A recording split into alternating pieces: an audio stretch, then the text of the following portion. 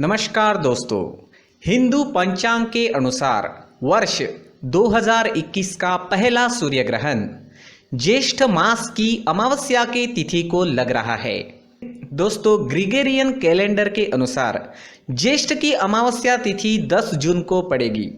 यह पहला सूर्य ग्रहण होगा। ज्योतिष विज्ञान के अनुसार सूर्य ग्रहण का शुभ और अशुभ प्रभाव सभी राशियों पर अलग अलग पड़ता है। आइए जानते हैं इस सूर्य ग्रहण का किन किन राशियों पर अशुभ प्रभाव रहने वाला है। जी हाँ, किन राशियों के लिए ये ग्रहण अशुभ रहेगा, ये अब हम जानेंगे। सबसे पहली राशि है वृषभ राशि। दोस्तों, ये सूर्य ग्रहण वृषभ राशि में ही लगने जा रहा है, इसलिए इस राशि के जातकों को इस ग्रहण के अशुभ प्रभाव से बचने के लिए विशेष ध्यान रखना होगा। जी हाँ, ये ग्रहण वृषभ राशि के लिए अशुभ रहने वाला है और इससे बचना आपके लिए जरूरी रहेगा। इस राशि के जातकों को सेहत से जुड़ी समस्याओं का सामना करना पड़ सकता है, धन की हानि हो सकती है, इसलिए ऐसे जातकों को कोई भी लेन देन या खर्च बहुत ही सोच समझकर करना चाहिए। दोस्तों, दूसरी राशि है मिथुन राशि। ये सूर्य ग्रहण मिथुन राशि के लिए भी शुभ नहीं रहेगा, यानी अशुभ ही रहेगा। इस राशि के जातकों को व्यापार में नुकसान होने की संभावना रहेगी। आर्थिक समस्याएं आ सकती है इस दिन, इसलिए किसी प्रकार का लेन देन ना करें। जी हाँ, अधिक मेहनत करने के बाद ही सफलता इस समय में आपको मिल सकती है। चलिए जानते हैं अगली राशि के बारे में, यानी तुला राशि। दोस्तों, तुला राशि के जातकों के लिए भी यह सूर्य ग्रहण परेशानियों वाला रहने वाला है, अशुभ ही रहने वाला है। इस सूर्य ग्रहण की वजह से परेशानियों का सामना करना पड़ सकता है। ऐसे जातकों को व्यापार और नौकरी में नुकसान भी उठाना पड़ सकता है। मन अशांत रहेगा। दाम्पत्य जीवन में तनाव होने की भी संभावना है। अच्छा होगा कि जीवन साथी के साथ समय बिताए। जी हाँ, और अगर कहीं भी तान तनाव, कहीं भी झगड़ा होता दिखे या किसी भी प्रकार का तनाव पैदा हो तो शांत रहने की कोशिश जरूर करें। दोस्तों, चलिए अब जानते हैं मकर राशि के बारे में। यह सूर्य ग्रहण मकर राशि के लिए भी अशुभ ही रहने वाला है। जी हाँ, अशुभ प्रभाव ही लेकर आ रहा है। इस दौरान इन्हें सावधान रहना होगा। सेहत और व्यापार के लिए मकर राशि के जातकों के लिए यह सूर्य ग्रहण उचित नहीं है। जी हाँ, आपको आपकी सेहत का भी ख्याल रखना होगा और व्यापार में भी किसी प्रकार का लेन देन ना करें। थोड़ी सावधानी इस समय में जरूर बरतें। मानसिक तनाव भी हो सकता है। इस दौरान कोई नया कार्य ना करें, किसी नए कार्य की शुरुआत ना करें, असफलता मिलने की संभावना रहेगी। तो दोस्तों, ये था 2021 का पहला सूर्य ग्रहण जो 4 राशियों पर अशुभ प्रभाव डालने वाला है। दोस्तों, आगे जानते हैं ये सूर्य ग्रहण किस समय में लगने वाला है, सूर्य ग्रहण का सूतक काल और सूर्य ग्रहण के बारे में अधिक जानकारी हम आगे जानते हैं, तो वीडियो आगे जरूर देखें। पंचांग के अनुसार 10 जून 2021 को साल का पहला सूर्य ग्रहण लगने जा रहा है। जून का महीना ग्रहों के राशि परिवर्तन और सूर्य ग्रहण की घटना के कारण विशेष है। जून मंथ में मंगल, शुक्र और सूर्य ग्रह का राशि परिवर्तन हो रहा है। वहीं शनि के बाद बुध और गुरु वक्री हो रहे हैं। 10 जून को लगने वाले सूर्य ग्रहण को रिंग ऑफ फायर भी कहा जा रहा है। जब चंद्रमा पृथ्वी और सूर्य के बीच आता है तो ये अद्भुत नज़ारा देखने को मिलता है। इस ग्रहण को कंकन रूप यानी खंडग्रास भी कहा जा रहा है। लेकिन दोस्तों, ग्रीनलैंड में ही कंकनाकृति सूर्य ग्रहण या फिर हम कह सकते हैं रिंग ऑफ फायर का नज़ारा जो है वो सिर्फ ग्रीनलैंड में ही दिखने वाला है। दोस्तों, इस जून महीने में मंगल ग्रह, सूर्य और शुक्र ग्रह का राशि परिवर्तन होने जा रहा है। इसके साथ ही बुध गुरु वक्री हो रहे हैं। वक्री अवस्था में ग्रहों का प्रभाव कम हो जाता है। शनि पहले से ही मकर राशि में वक्री है।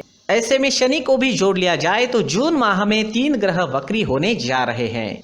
दोस्तों, जानते हैं सूर्य ग्रहण का समय। सूर्य ग्रहण 10 जून गुरुवार को ज्येष्ठ मास की कृष्ण पक्ष की अमावस्या की तिथि को लग रहा है। इस दिन शनि जयंती भी है और वट सावित्री भी इस दिन मनाई जाएगी। दोस्तों साल का दूसरा सूर्य ग्रहण जो लगेगा वो 4 दिसंबर 2021 को लगेगा और वो आखिरी सूर्य ग्रहण होगा 2021 का। साल का पहला सूर्य ग्रहण जो अब लग रहा है वो वृषभ राशि में लग रहा है, इसलिए वृषभ राशि वालों को विशेष सावधानी बरतने की जरूरत है। दोस्तों ये सूर्य ग्रहण भारत सहित कई अन्य देशों में दिखाई देने वाला है। भारत में इस ग्रहण को सिर्फ आंशिक रूप से ही देखा जाएगा, लेकिन कनाडा, रशिया, ग्रीनलैंड, यूरोप और एशिया और उत्तरी अमेरिका में सूर्य ग्रहण को पूर्ण रूप से देखा जा सकेगा। ग्रीनलैंड में तो रिंग ऑफ फायर का नज़ारा भी देखने को मिलेगा। दोस्तों सूर्य ग्रहण का समय जो है वो दोपहर 1:42 से, जी हाँ, दोपहर 1:42 में शुरू होगा और शाम के 6:41 तक सूर्य ग्रहण रहने वाला है। दोस्तों ये सूर्य ग्रहण साल का प्रथम सूर्य ग्रहण है और ये आंशिक रूप से ही देखा जाएगा। इस कारण भारत में सूतक के नियम लागू नहीं होंगे।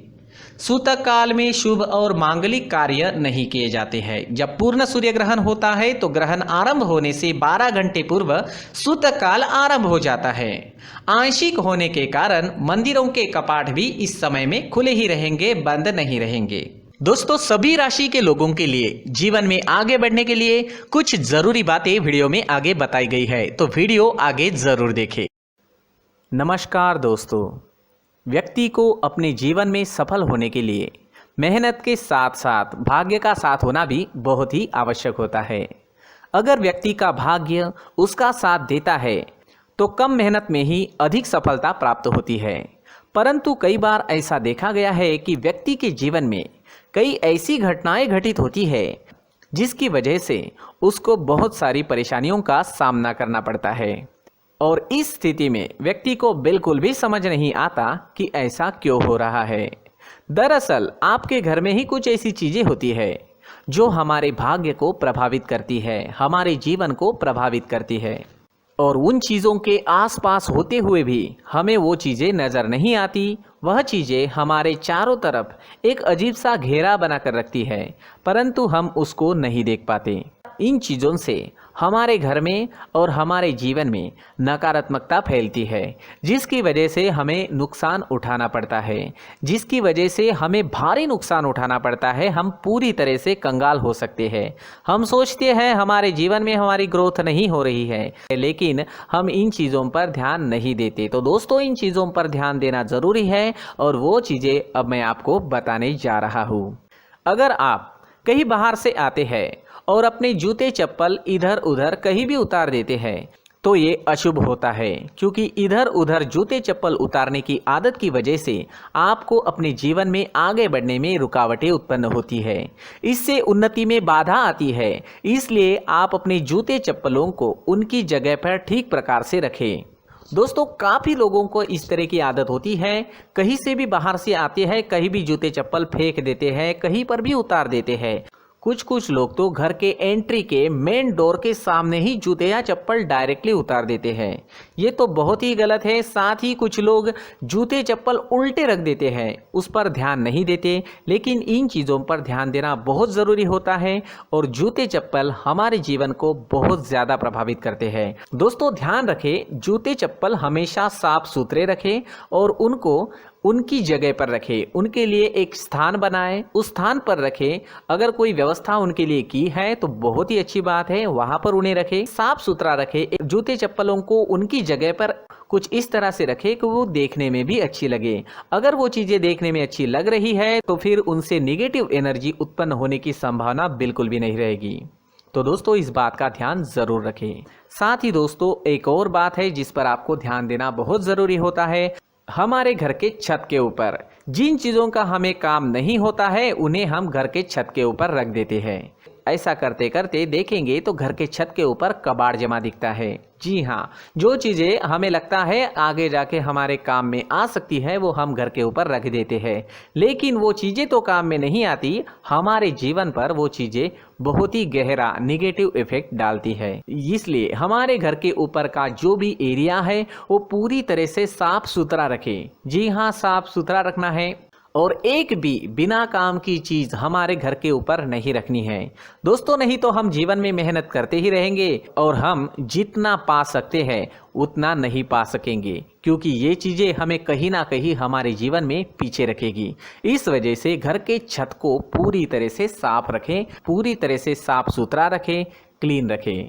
साथ ही दोस्तों हम हमेशा देखते हैं घर के ऊपर जाने के लिए जो सीढ़ियां हैं, उन सीढ़ियों के नीचे जो जगह होती है वहां पर सामान हमेशा रख दिया जाता है। वो जगह ही ऐसी है कि सामान को खींची लेती है। वहां पर आपको कुछ ना कुछ सामान मिलेगा ही। जिन लोगों को पता नहीं है उनके घर आपको सामान मिलेगा ही, लेकिन जिन्हें पता है वो लोग हमेशा सीढ़ियों के नीचे की जगह साफ सुथरी रखते हैं और एक भी चीज वहां पर आपको नहीं मिलेगी। क्योंकि अगर हम सीढ़ियों के नीचे सामान रखते हैं तो हमारी उन्नति होना बहुत ही मुश्किल है। जी हाँ, सीढ़ियों के नीचे कूड़ा कचरा कबाड़ अगर हम जमा करके रखते हैं, कोई भी सामान रख देते हैं, तो उस वजह से माँ लक्ष्मी हम पर प्रसन्न नहीं होती। माँ लक्ष्मी हमारे घर में आने की संभावना बहुत ज़्यादा कम हो जाती है। तो दोस्तों इन चीज़ों पर ध्यान रखें। हमारे घर की जो सीढ़ियाँ होती है उनके नीचे की जगह हमेशा साफ सुथरी रखें, क्लीन रखें। साथ ही दोस्तों अगर आपके घर में ऐसी कोई चीज मौजूद है जिसका आपको काम नहीं है, जैसे टूटे फूटे बर्तन, आईना, तस्वीरें, इलेक्ट्रॉनिक सामान, सोफा, कुर्सी, टेबल, पलंग, घड़ी, झाड़ू, गमला इत्यादि, तो आप इन सामानों को अपने घर से तुरंत ही बाहर निकाल दीजिए, वरना इससे आपको बहुत बड़ी परेशानी हो सकती है। आपको ये चीजें कंगाल बना सकती है। तो घर में ऐसी चीजों का मौजूद होना शुभ नहीं माना गया है। इससे धन की देवी माता लक्ष्मी जी का प्रवेश घर में नहीं होता है। इन चीजों से आपके घर में नकारात्मक ऊर्जा का संचार होता है और जिस वजह से व्यक्ति को मानसिक समस्याओं का सामना भी करना पड़ता है। व्यक्ति के मन में चिड़चिड़ाहट होती है और छोटी छोटी बातों पर गुस्सा आने लगता है। आप जो भी कार्य करते हैं उसमें आपका मन नहीं लग पाता है। इस व्यक्ति का जीवन घर में मौजूद इन चीज़ों की वजह से अंधकार में डूबने लगता है। इसलिए आपको घर में बिना काम की चीज़ें, कूड़ा कचरा नहीं रखना है। दोस्तों एक और ख़ास बात है, हमारे घर में मकड़ी का अगर जाला है तो वो बिल्कुल भी शुभ नहीं है। जी हाँ, वो अशुभ माना जाता है। घर में मकड़ी का जाला होना अशुभ है। इससे आपके अच्छे दिन भी बुरे दिनों में बदल सकते हैं, क्योंकि मकड़ी अपना जाल शिकार को फंसाने के लिए बनाती है। और अगर आपके घर में मकड़ी का जाला है तो इससे घर में नकारात्मक ऊर्जा का प्रभाव अधिक बनता है और वास्तुशास्त्र के अनुसार इससे सकारात्मक ऊर्जा का नाश होना शुरू हो जाता है और घर में नकारात्मक ऊर्जा बहुत ज़्यादा बढ़ जाती है। इसलिए आप अपने घर को हमेशा साफ सुथरा रखें। कम से कम 1 महीने में अपने घर के हर कोने की साफ सफाई ज़रूर करें। जी हाँ, वैसे तो 1 हफ्ते में साफ सफाई करनी ही चाहिए, लेकिन ना हो सके तो 1 महीने में तो आपको घर पूरी तरह से साफ करना चाहिए। और मकड़ी के जालों को खास करके अपने घर में बिल्कुल भी पनाह ना दें। दोस्तों मुख्य द्वार भी हमेशा साफ सुथरा रखें। मुख्य द्वार को हमेशा सजाया जाता है, क्योंकि मुख्य द्वार से ही हमारे घर में लक्ष्मी का प्रवेश होता है। तो मुख्य द्वार को साफ सुथरा रखें और सजा कर रखें तो बहुत अच्छा रहेगा। इससे मानसिक रोग और घर की परेशानियां दूर हो जाएगी, धन की कोई कमी नहीं रहेगी और इसके साथ साथ आय के नए स्रोत भी खुलने लगेंगे। इसी के साथ और कुछ चीज़ें हैं, जैसे टूटी फूटी जो भगवान की मूर्तियां होती हैं वो हमारे घर में नहीं रखनी चाहिए। साथ ही जो भगवान के पुराने फ़ोटो है जो जमा करके रखे हुए होते हैं, तो दोस्तों वो चीज़ें नहीं रखनी चाहिए। जो भगवान के फ़ोटो या भगवान की मूर्तियाँ जो घर के मंदिर में हैं बस वहाँ तक सीमित है। अगर आपके घर के शोकेस में भी वो मूर्तियाँ रखी है, कुछ फ़ोटो रखे थे, उन्हें भी साफ करते रहना चाहिए। जिन चीज़ों को हम मेंटेन नहीं कर पाते, साफ नहीं रख पाते, उन चीज़ों को घर से हटा देना ही आपके लिए अच्छा रहेगा। साथ ही दोस्तों कुछ तस्वीरें हैं, जैसे डूबते नाव की तस्वीर या फिर झगड़े की तस्वीर या फिर कुछ ऐसी तस्वीरें होती है जो देखते ही हमें समझ में आ जाता है कि ये तस्वीर निगेटिविटी दर्शा रही है। इस तरह की तस्वीर भी आपको आपके घर में नहीं रखनी है। जी हाँ, इस तरह की तस्वीर लगाने से भी हमारे जीवन में उसी तरह की घटनाएं घटित होना शुरू हो जाता है। हर एक चीज़ हमारे घर की हम पर प्रभाव डाल रही है, तो इन चीज़ों को ध्यान में आपको रखना होगा। तो दोस्तों, कुछ ऐसे छोटे मोटे बदलाव करके हम हमारे जीवन में खुशियाँ ला सकते हैं, तरक्की ला सकते हैं, धन ला सकते हैं, माँ लक्ष्मी जी का प्रवेश हमारे घर में हो सकता है। तो इन चीज़ों को ज़रूर आजमाएं। इस तरह के बदलाव आप आपके घर में ज़रूर करें। धन्यवाद। दोस्तों, ये वीडियो आपको कैसा लगा? आपकी राय कमेंट सेक्शन में ज़रूर लिखें। अगर आप चाहते हैं कि ये जानकारी आपके दोस्तों को भी मिले, तो अभी इसी वक्त वीडियो को अपने दोस्तों के साथ शेयर ज़रूर करें। दोस्तों, चैनल को सब्सक्राइब करना और लाइक करना ना भूलें। पूरी वीडियो देखने के लिए धन्यवाद।